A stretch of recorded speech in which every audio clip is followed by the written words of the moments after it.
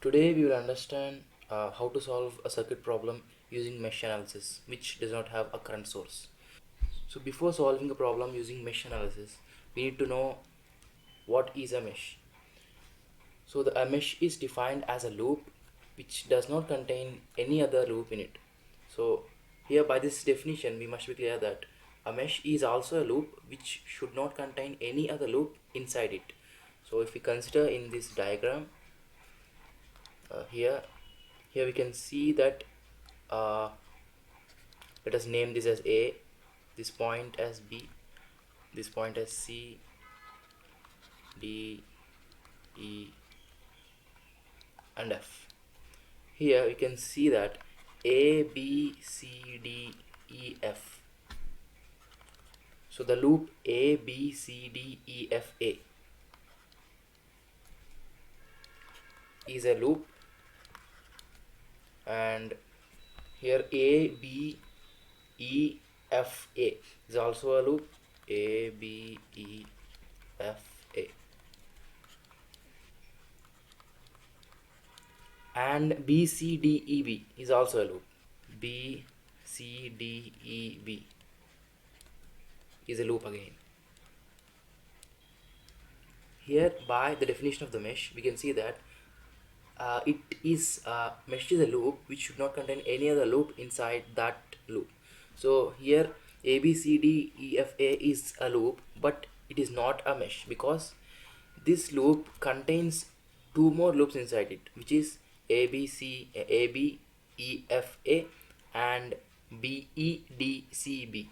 So this A, B, C, D, E, F, A, this loop contains this and this loops inside it. So we can say that this is not a mesh. So if we look at the loop A, B, E, F, A, so this loop,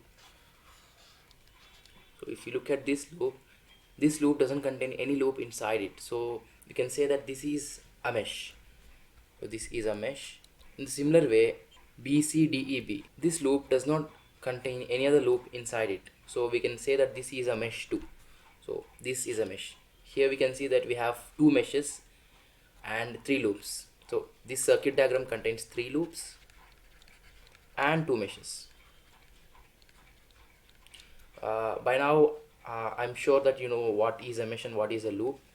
So let us dive into the concept of KVL because the mesh analysis is based on the concept KVL. So to solve the problems using mesh analysis we need to know KVL much better.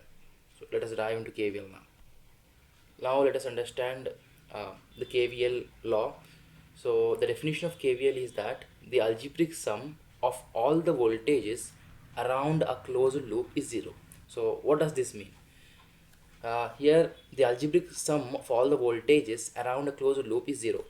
Consider this circuit here, and we can see that this is a loop. Consider a current I1 flowing through the loop in the clockwise direction.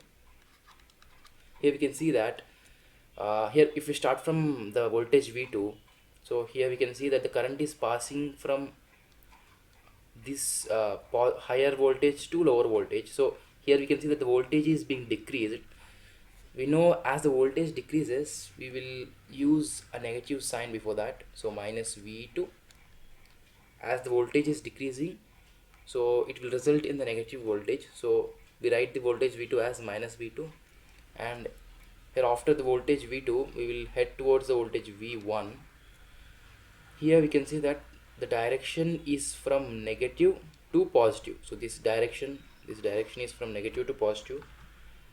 Here we can see what does negative to positive mean, which means that the voltage is being increased.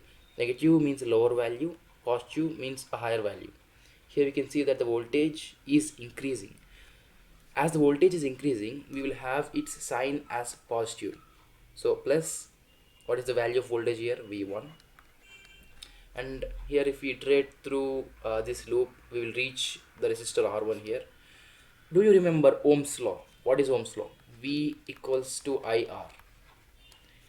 Here we have the value of R, which is R1, and the current is I1, so we can rewrite this equation as I1 R1. So this is the thing, so this is the voltage across this resistor R1. So we can write I1 R1 in place of this voltage thing. But what about the sign?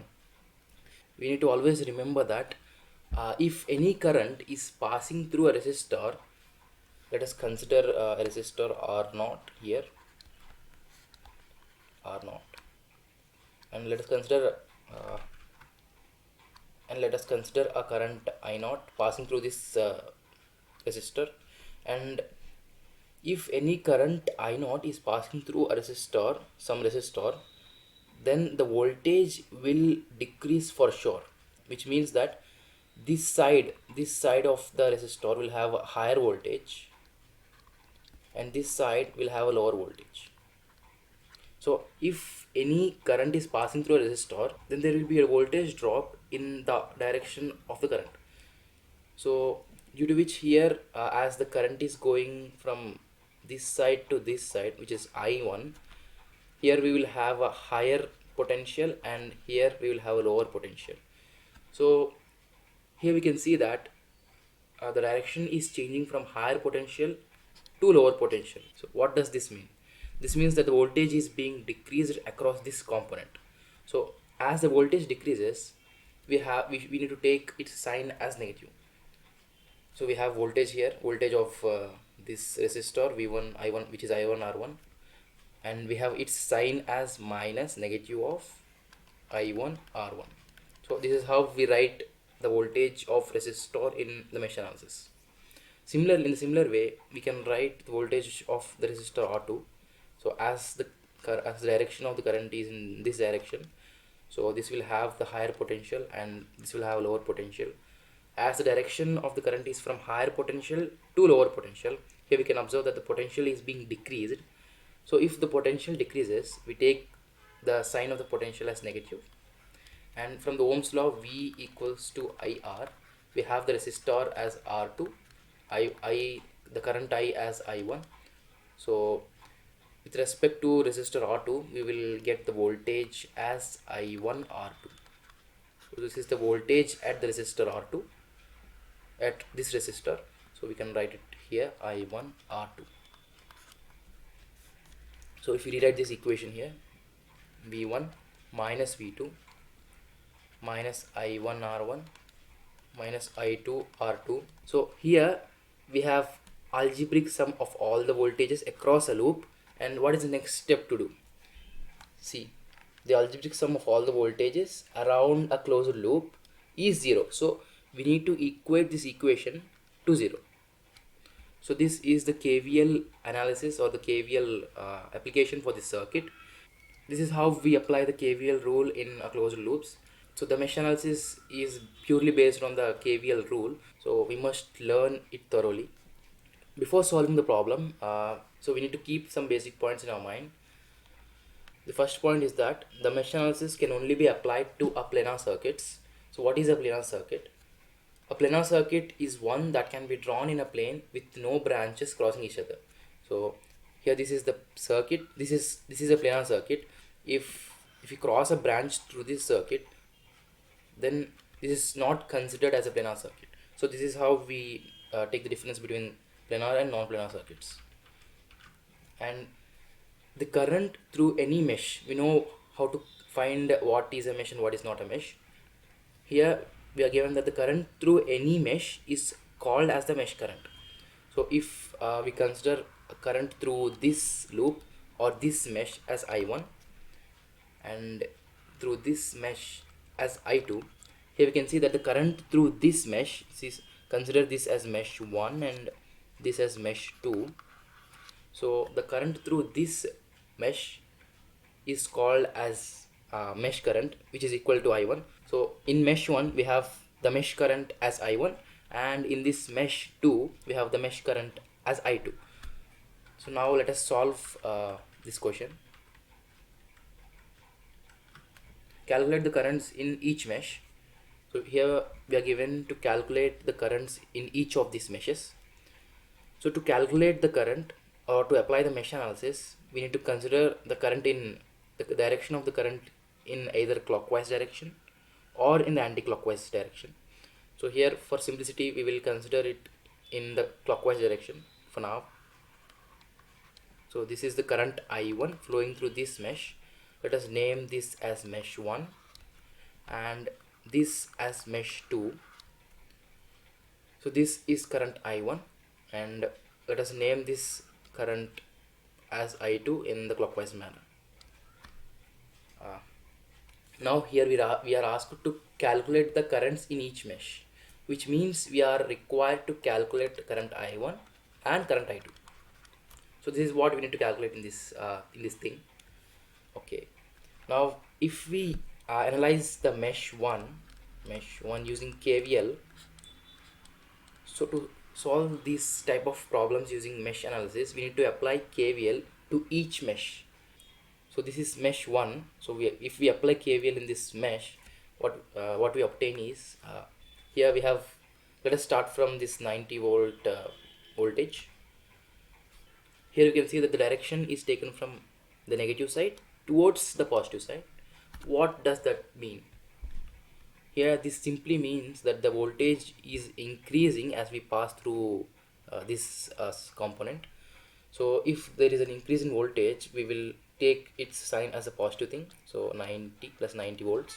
Here after the 90 volts voltage, we will come through, or we will iterate through the 6 ohms resistor in the clockwise manner. So here we know that if a current is passing through a resistor, the potential always drops. So if there is a drop in potential at that component, we take its sign as negative. So we take it as minus, and by applying Ohm's law here, V equals to IR. Here the value of I is I1. So V equals to I1, and the resistor is 6 ohms into 6. So this will become 6I1.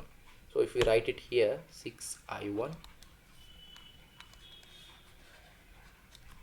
and here there is a problem in the 10 ohm resistor. So what is happening in 10 ohm resistor is, here the current I1 is going in the downward direction. This is a 10 ohm resistor, and the current I2 is going in the upward direction. So for this mesh, only for this particular mesh, if we consider the current I1 to be greater than the current I2, then by using Ohm's law, V equals to IR, we can obtain its voltage as, so if I1 is greater than I2, the net current will be in the direction of I1, so this I net. So if then I net current will be equal to I1. So the current I1 is in the direction of I net, so it has the positive sign, and minus I2. So this is the net current through the 10 ohm resistor. Here I net into R. V equals to, what is the value of I net, which is I1 minus I2, into, we have the value of resistor as 10 ohms.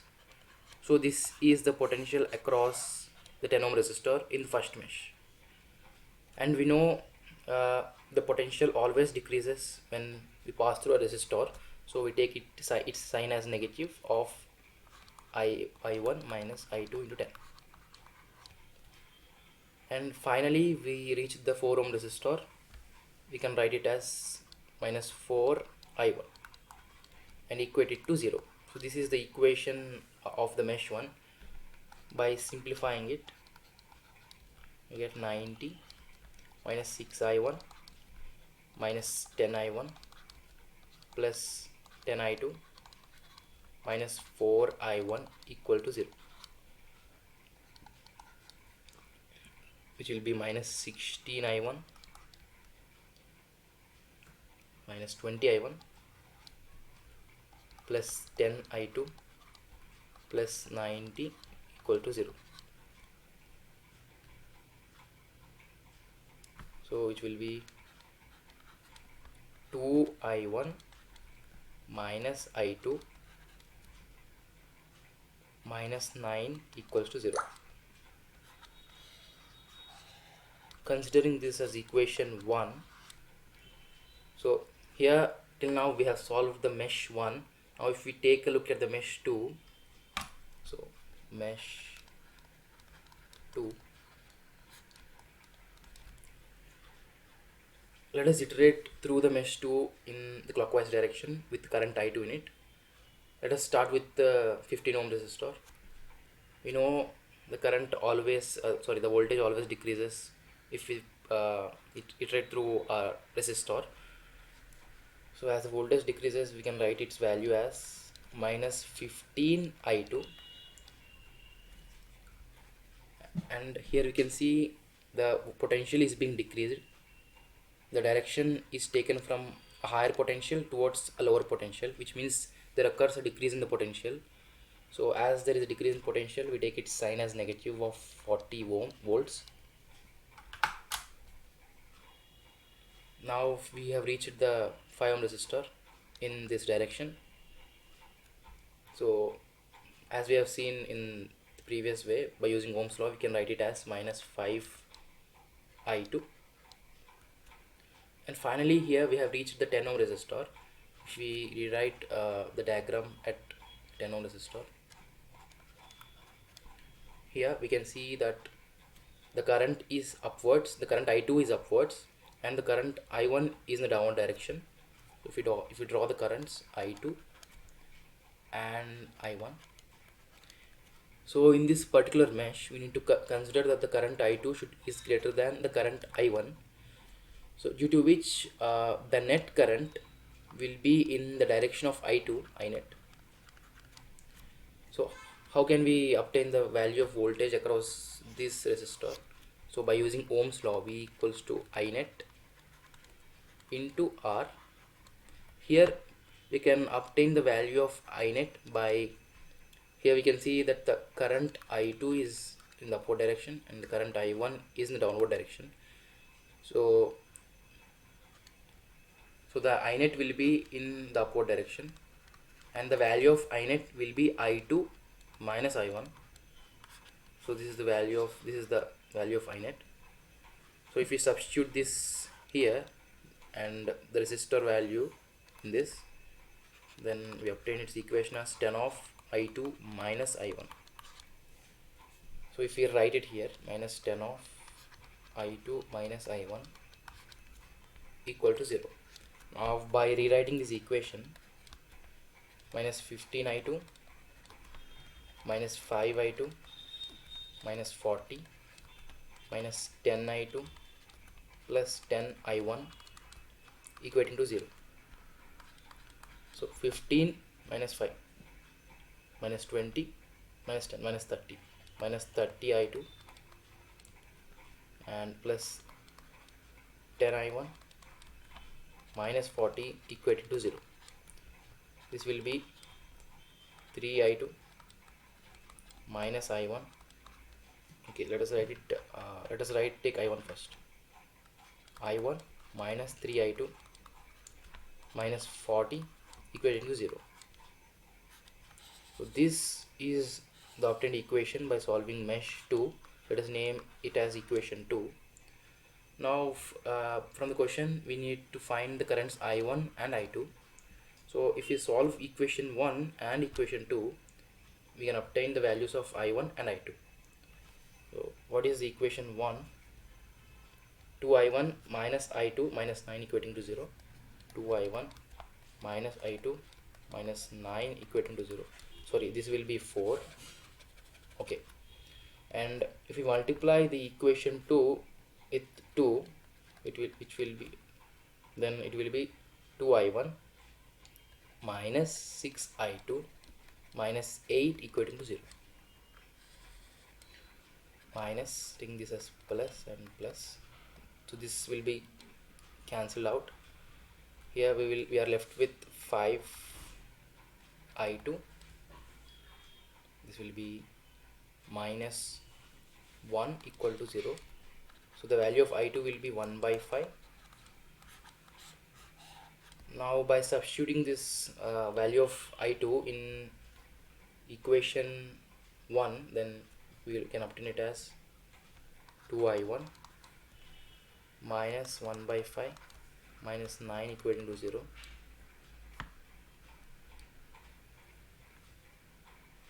which will be 2I1 equal to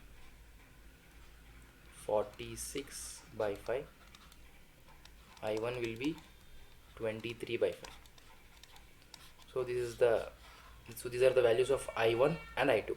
So this is how we solve a circuit using the mesh analysis. These are the steps and this is the process.